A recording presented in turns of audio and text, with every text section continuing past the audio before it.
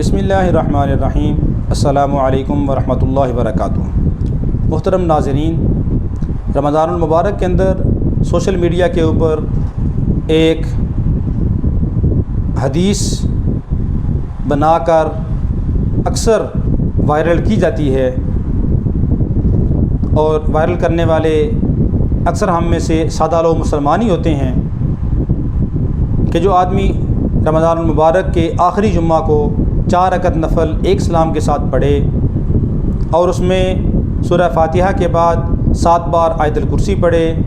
اور 15 بار سورہ کوثر پڑھے، 4 رکعت پڑھ لے تو اس کی 700 سال کی نمازیں بھی اگر قضا ہوئی ہوں تو سب کی طرف سے یہ ایک نماز کافی ہو جائے گی۔ اور اوپر لکھا ہوتا ہے حضرت محمد صلی اللہ علیہ وسلم نے فرمایا، اور نیچے لکھا ہوتا ہے اس حدیث کو سارے مسلمانوں تک پہنچا دو تاکہ سب ایک نماز پڑھ لیں، باقی سب کا کفارہ ہو جائے گا۔ تو پہلی بات تو یہ ذہن میں رہے کہ ایسی کوئی حدیث نہیں ہے، یہ حدیث موضوع ہے، باطل ہے۔ اللہ کے نبی صلی اللہ علیہ وسلم کی طرف اپنی طرف سے کوئی حدیث گھڑ کے منسوب کرنا یہ بہت بڑا گناہ ہے۔ اللہ کے نبی صلی اللہ علیہ وسلم نے اس کے اوپر سخت وعید فرمائی کہ من کذب علی متعمدا فلیتبوأ مقعدہ من النار، او کما قال علیہ السلام، کہ جو آدمی میری ذات کے اوپر جھوٹ باندھے کہ جو بات میں نے نہیں کہی اس کو میری طرف منسوب کرے تو وہ اپنا ٹھکانہ جہنم میں بنا لے۔ اسی طرح ایک اور حدیث وہ منسوب کی جاتی ہے، وہ علامہ ابن جوزی نے موضوعات کے اندر نقل کی ہے کہ جو انہوں نے حدیث کی کتاب لکھی ہے جس کا نام ہی ہے موضوعات۔ تو موضوعات کے اندر یہ روایت کی ہے، موضوع کا مطلب ہوتا ہے گڑی ہوئی حدیث، یعنی وہ کسی عام آدمی نے حدیث گڑھ لی ہے، اللہ کے نبی صلی اللہ علیہ وسلم نے وہ حدیث نہیں فرمائی، کسی صحابی نے اس کو نقل نہیں کیا کہ جو آدمی رمضان کے اندر آخری جمعہ کے اندر ایک فرض نماز پڑھ لے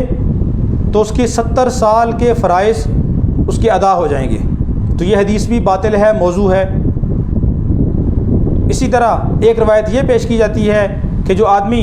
رمضان المبارک کے اندر 2 رکعت نماز پڑھ لے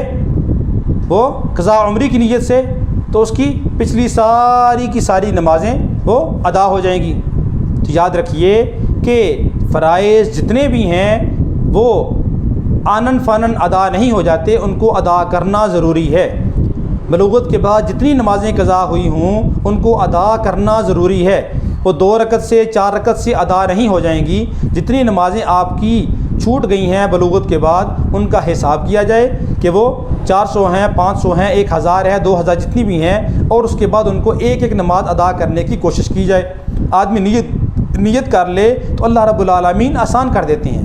اور اگر یہ یاد ہی نہ ہو کہ میری کتنی نمازیں، تو پھر غالب گمان حساب کر لیا جائے کہ مثال کے طور پہ میری عمر 30 سال ہوئی ہے اور 15 سال کی عمر کے اندر میں بالغ ہوا، تو 15 سال کی میری نمازیں چھوٹ گئی ہیں، تو 15 سال کا حساب لگا لیا جائے کہ ہر دن میں 5 نمازیں ہیں، 365 دن ہیں، اس کو 5 سے ضرب دے لو، تو 15 سال ہیں اس کو پھر ضرب دے لو۔ تو جتنی نمازیں بنتی ہیں ہر نماز کے ساتھ ایک نماز یا 2 نمازیں آپ قضا کر لیں۔ ظہر کی پڑھی تو ظہر کی نماز کے ساتھ آپ 2 رکعت نماز وہ ظہر کی کر لیں قضا، اور نیت اس کی اس طرح ہوگی کہ میں نیت کرتا ہوں اس نماز کی جو میری اب پہلی ظہر کی نماز ہے، جو آپ نے ادا کر لی وہ آپ کی ختم ہوگی، اب جو آپ کی باقی رہ گئی ہے جو آپ کی قضا نماز ہے وہ آپ کی پہلی بن گئی ہے۔ تو اس طرح ہر نماز کے ساتھ آپ 2 رکعت 4 رکعت پڑھ لیا کریں۔ فجر کی آپ اذان کے بعد بھی قضا نماز پڑھ سکتے ہیں، فجر کی نماز کے بعد بھی آپ پڑھ سکتے ہیں، لیکن ان اوقات میں، اور عصر کے بعد بھی پڑھ سکتے ہیں، لیکن ان اوقات کے اندر خیال رکھا جائے کہ آپ کو کوئی دیکھنے والا نہ ہو، کیونکہ دیکھنے والا تو یہی سمجھے گا کہ یہ آدمی قضا نماز ہی پڑھ رہا ہے۔ ایک آپ نے گناہ کیا ہوا ہے، دوسرا اپنے گناہ کے اوپر دوسرے کو گواہ بنا رہے ہیں۔ اسی لیے فقہاء نے لکھا ہے کہ آدمی قضا نماز ایسی جگہ میں پڑھے جہاں پہ اس کو دیکھنے والا کوئی نہ ہو۔ تو قضا نمازیں وہ ضروری ہیں کہ ان کو ادا کیا جائے، وہ قضا کرنی پڑے گی، وہ صرف 2 رکعت 4 رکعت پڑھنے سے ادا نہیں ہو جائیں گی۔ اور یہ بھی یاد رہے کہ صرف فرائض کی قضا ہے اور واجبات کی، سنتوں اور نفلوں کی قضا نہیں ہوتی۔ فرائض اور عشاء کے ساتھ وتر بھی قضا کرنے پڑتے ہیں۔ اگر سفر کی حالت میں کوئی نماز قضا ہوئی ہے تو وہ سفرانہ نماز ہی قضا کرنی پڑے گی، تو اس لیے اپنی نمازوں کو قضا کرنے کی کوشش کرنی چاہیے تاکہ جو ہمارے ذمے ہے وہ ہمارے ذمے سے ساقط ہو جائے۔ اللہ رب العالمین ہم سب کو عمل کرنے کی توفیق عطا فرمائے۔